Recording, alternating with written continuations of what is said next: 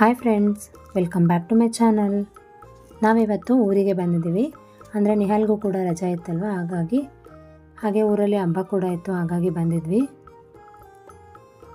ನಿಹಾಲ್ಗೆ ಊರಲ್ಲಿ ಇರೋದು ಅಂದರೆ ತುಂಬಾ ಇಷ್ಟ. ಯಾಕಂದರೆ ತುಂಬ ಮಕ್ಕಳು ಎಲ್ಲರೂ ತುಂಬ ಚೆನ್ನಾಗಿ ನೋಡ್ಕೊಳ್ತಾರೆ ಅವನ್ನ. ಸೊ ಈ ದೇವಸ್ಥಾನದಲ್ಲಿ ಇತ್ತೀಚೆಗಷ್ಟೇ ಜಾತ್ರೆ ಆಗಿತ್ತು, ಆದರೆ ನಾವು ಬರೋಕ್ಕಾಗಿರಲಿಲ್ಲ. ಅಂದರೆ ನಾನು ಬರೋ ಆಗಿರಲಿಲ್ಲ ಅನ್ನೋ ಕಾರಣಕ್ಕೆ ಜಾತ್ರೆಗೂ ಕೂಡ ಬಂದಿರಲಿಲ್ಲ.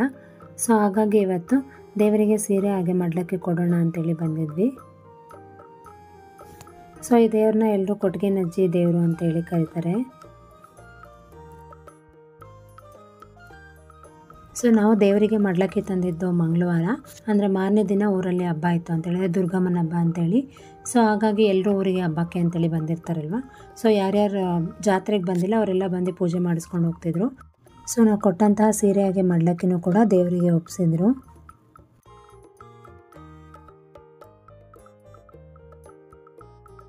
ಸೊ ನಾನು ಹಬ್ಬ ಅಂತ ಹೇಳ್ದೆ ಅಲ್ವಾ, ಅದು ದುರ್ಗಮ್ಮನ ಹಬ್ಬ ಅಂತೇಳಿ. ಅಂದರೆ ಇದು 6 ವರ್ಷ ಆಗಿತ್ತು ಈ ಹಬ್ಬ ಮಾಡೇ ಇರಲಿಲ್ಲ. ಯಾಕಂತ ಹೇಳಿದ್ರೆ ಆ ದೇವಸ್ಥಾನ ಇನ್ನೂ ಕಟ್ತಾಯಿದ್ರು, ಹಾಗಾಗಿ 6 ವರ್ಷದಿಂದ ಹಬ್ಬ ಮಾಡೇ ಇರಲಿಲ್ಲ. ಹಾಗಾಗಿ ಈ ವರ್ಷ ತುಂಬಾ ಗ್ರ್ಯಾಂಡಾಗಿ ಹಬ್ಬ ಮಾಡ್ತಾಯಿದ್ದಾರೆ.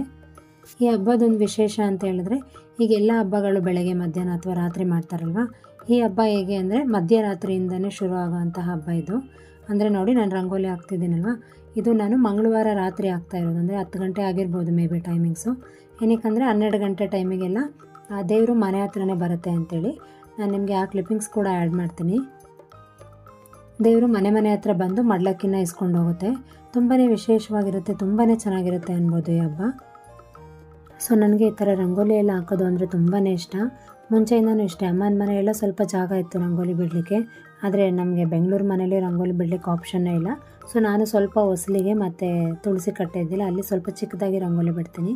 ಆದರೆ ಈ ಥರ ದೊಡ್ಡದಾಗಿ ಬಿಡೋದು ಅಂದರೆ ನನಗೆ ತುಂಬಾ ಇಷ್ಟ. ಸೊ ಊರಿಗೆ ಹೋದಾಗೆಲ್ಲ ಈ ಥರ ರಂಗೋಲಿನ ಡೈಲಿ ಬಿಡ್ತಾ ಇರ್ತೀನಿ. ಸೊ ಹಬ್ಬ ಅಲ್ವಾ ಅಂತೇಳಿ ಸ್ವಲ್ಪ ದೊಡ್ಡ ರಂಗೋಲಿನ ಬಿಡ್ತಾ ಇದ್ದೆ. ಈಗ ನೋಡಿ, ನಮ್ಮ ಅತ್ತೆ ರಂಗೋಲಿ ಹಾಕ್ತಾರಲ್ವ, ಇದು ನನಗೆ ಬರೋದಿಲ್ಲ ಹಾಕೋಕ್ಕೆ. ಅವರು 2 ಫಿಂಗರಲ್ಲಿ ಇಟ್ಕೊಂಡು ಒಟ್ಟಿಗೆ 2 ಗೆರೆನ ಹಾಕ್ತಾರೆ. ನೋಡಿ ಎಷ್ಟು ಚೆನ್ನಾಗಿ ಹಾಕ್ತಿದ್ದಾರೆ ಅಂಥೇಳಿ. ಇದು ನನಗೆ ಬರೋದಿಲ್ಲ.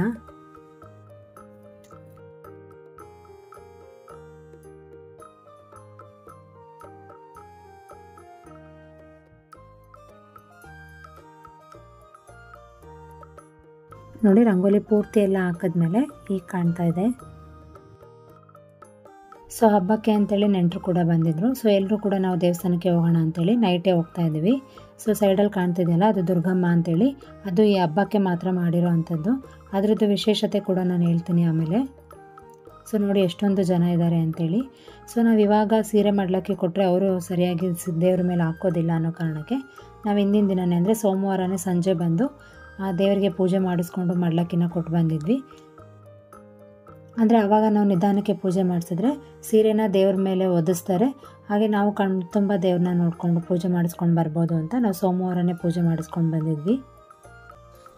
ಇದೇ ನೋಡಿ ದುರ್ಗಮ್ಮ ದೇವಸ್ಥಾನ. ಇದು ಇತ್ತೀಚೆಗಷ್ಟೇ ಹೊಸದಾಗಿ ಕಟ್ಟಿರೋ ಅಂಥದ್ದು. ಹಾಗೆ ದೇವಸ್ಥಾನ ಓಪನ್ ಟೈಮಲ್ಲೂ ಅಷ್ಟೇ ನಾನು ವಿಡಿಯೋನ ಮಾಡಿದ್ದೆ. ಸೊ ಈ ದೇವಸ್ಥಾನ ಓಪನ್ ಆಗಿ 48 ದಿನ ಆಗಿತ್ತು. ಹಾಗಾಗಿ ಇವಾಗ ನಾನ್ ವೆಜ್ ಮಾಡಿ ಜೋರಾಗಿ ಹಬ್ಬನ ಮಾಡ್ತಾರೆ. ಇದನ್ನು ದುರ್ಗಮ್ಮ ಹಬ್ಬ ಅಂತೇಳಿ ಕೂಡ ಕರೀತಾರೆ.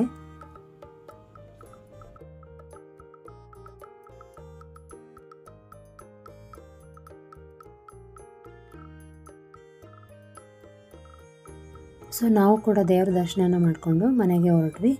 ಸೊ ಮನೆಗೆ ಹೋಗೋಷ್ಟರಲ್ಲಿ 12 ಗಂಟೆ ಆಗಿತ್ತು. ಸೊ 12:15ಗೆಲ್ಲ ಹೀಗೆ ಮನೆ ಹತ್ರ ದೇವ್ರು ಬರುತ್ತೆ.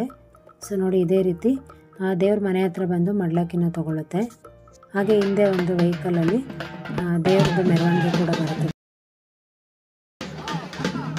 ಸೊ ನೋಡಿ, ಇದು ಮನೆ ಹತ್ರ ಬಂದು ಮಡ್ಲಕ್ಕಿನ ಇಸ್ಕೊಂಡು ಹೋಗುತ್ತೆ.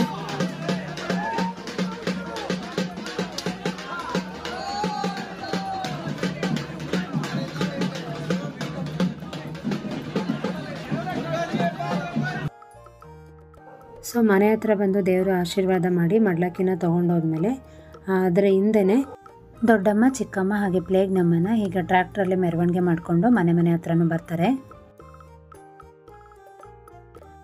ಮನೆ ಹತ್ರನೇ ಬಂದಾಗ ನಾವು ಅಲ್ಲೇ ಹಣ್ಣು ಕಾಯಿ ಕೊಟ್ಟು ಪೂಜೆನ ಮಾಡಿಸ್ಕೊಳ್ತೀವಿ. ಸೊ ಇದೆಲ್ಲ ರಾತ್ರಿನೇ ನಡೆಯುವಂಥದ್ದು. ಇದೆಲ್ಲ ಮುಗಿಯೋದ್ರೊಳಗೆ ಮಧ್ಯರಾತ್ರಿ 1 ಗಂಟೆ ಇಲ್ಲಾಂದರೆ 2 ಗಂಟೆ ಆಗಿರುತ್ತೆ. ಮತ್ತು 1 ಅವರ್ ಅಥವಾ 2 ಅವರ್ ಮಲ್ಕೊಂಡು ಮತ್ತೆ ಎದ್ದು ಸ್ನಾನ ಮಾಡಿ ಮನೆಯೆಲ್ಲ ಕ್ಲೀನ್ ಮಾಡಿ ಸೊ ಮತ್ತು ಬೆಳಗ್ಗೆ 9 ಅಥವಾ 10 ಗಂಟೆ ಅಷ್ಟೊತ್ತಿಗೆ ಊರಲ್ಲಿ ಸಾರು ಹಾಕೋದು ಅಂತೇಳಿ ಮಾಡ್ತಾರೆ. ಅದಾಗಿದ ತಕ್ಷಣ ನಾವು ಮಾಡಿರೋವಂತಹ ಅಡುಗೆನ ದೇವರಿಗೆ ಒಪ್ಪಿಸಿ ಎಡೆ ಮಾಡಿಕೊಂಡು ಬರಬೇಕಾಗತ್ತೆ. ಆಮೇಲೆ ಮನೆಗೆ ಬಂದಿರೋವಂತಹ ಗೆಸ್ಟಿಗೆಲ್ಲ ಊಟನ ಬಡಿಸೋವಂಥದ್ದು. ಸೊ ದೇವರಿಗೆ ಎಡೆ ಮಾಡೋ ಮುಂಚೆ ಈಗ ಮೆರವಣಿಗೆ ಬರ್ತಿದೆ ನೋಡಿ, ಈ ಥರ ಒಂದು ಮೆರವಣಿಗೆ ಹೋಗುತ್ತೆ. ಇಲ್ಲಿ ಕಾಣ್ತಿದೆ ಅಲ್ವಾ ಎಡಗಡೆ, ಅದು ದುರ್ಗಮ್ಮ ದೇವಿ ಅಂತೇಳಿ. ಅದನ್ನು ಈ ಹಬ್ಬಕ್ಕೆ ಅಂತೇಳಿ ಮಾಡಿರ್ತಾರೆ. ಅದಕ್ಕೆ ಜೀವನ ತುಂಬಿಸಿ ಈಗಾಗಲೇ ಗಂಗಮ್ಮ ಅಂತೇಳಿ ಮಾಡ್ತಾರೆ. ಈ ಗಂಗಮ್ಮ ಪೂಜೆನ ಯಾರಾದರೂ ಮಾಡ್ಬೋದು, ಅಂದರೆ ಊರಿನ ಹೆಣ್ಮಕ್ಳಾದರೂ ಅಷ್ಟೇ, ಸೊಸೆ ಆದರೂ ಅಷ್ಟೇ, ಒಟ್ಟು ಮುತ್ತೈದೆಯವರು ಈ ಗಂಗಮ್ಮ ಪೂಜೆ ಅಂತೇಳಿ ಆ ದೇವರಿಗೆ ಮಾಡ್ತಾರೆ.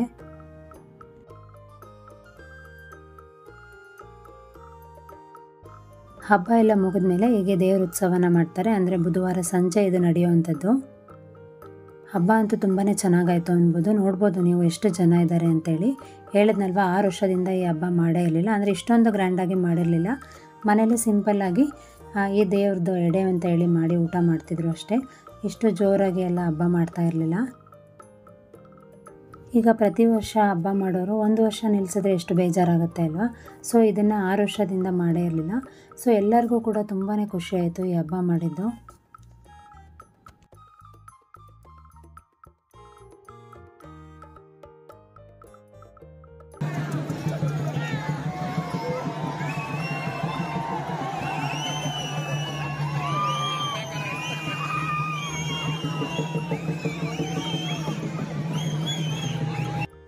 ಇದಾಗಿತ್ತು ನನ್ನ ಇವತ್ತಿನ ವಿಡಿಯೋ. ನಿಮ್ಮೆಲ್ಲರಿಗೂ ಈ ವಿಡಿಯೋ ಇಷ್ಟ ಆಗಿದೆ ಅಂತ ಅಂದ್ಕೊಂಡಿದ್ದೀನಿ.